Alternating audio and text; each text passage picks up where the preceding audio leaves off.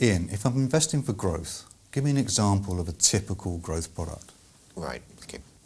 There is no real typical growth contract. And as I said, you can have structured products which are linked to commodities, emerging markets index, or whatever. But let's, for the sake of the question, we're going to stick to the FTSE 100 index. Investing for growth, we could use an auto call contract, which we'll discuss in a bit, but the standard growth contracts are either a digital contract, which might give you a gain if the market is above a certain point at the end of the investment period, or an accelerated participation or a super tracker. Now, the super tracker might, for example, give us, one of the very popular ones some time ago was 200% of the rise in the FTSE 100 index capped at 80%. Now, if that was just 100% in the rise in the index, that might be uncapped.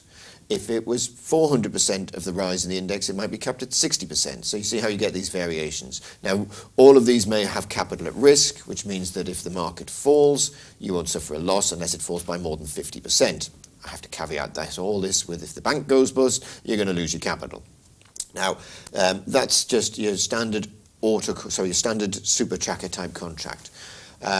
A digital contract will give you a fixed return at maturity, provided the index is above a certain point. So it might be, as long as the index is higher at the end of the 5 or 6 year period, it might give you a 60% or a 70% gain. If it's lower, it just returns your capital. Now that does these all put a point in the future when you are going to be measuring the index compared to the start of the contract. Sometimes that is averaged over a few days, sometimes it's averaged over a year. Now, shorter averaging is better than no averaging, but shorter averaging is also better than long averaging.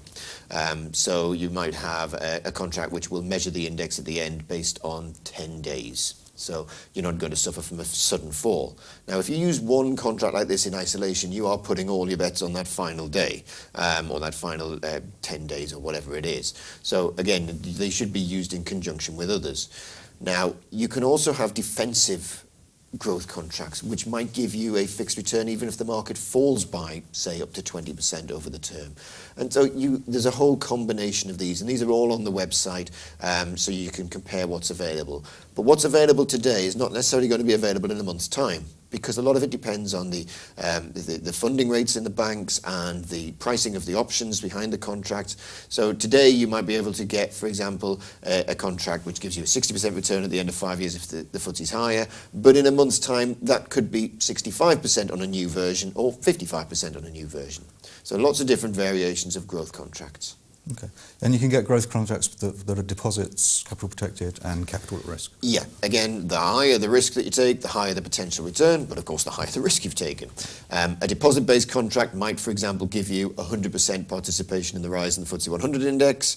It may not be capped, or it might give you, I'll give you a recent example of a deposit contract, 400% of any rise in the FTSE 100 index over 5 years, subject to a maximum interest payment at maturity of 40%. Now, if I was going to look for 400% of the rise in the index over a 5-year period, but put capital at risk, then that return could rise to something like 80%. And it just becomes a combination of using the risk and the reward.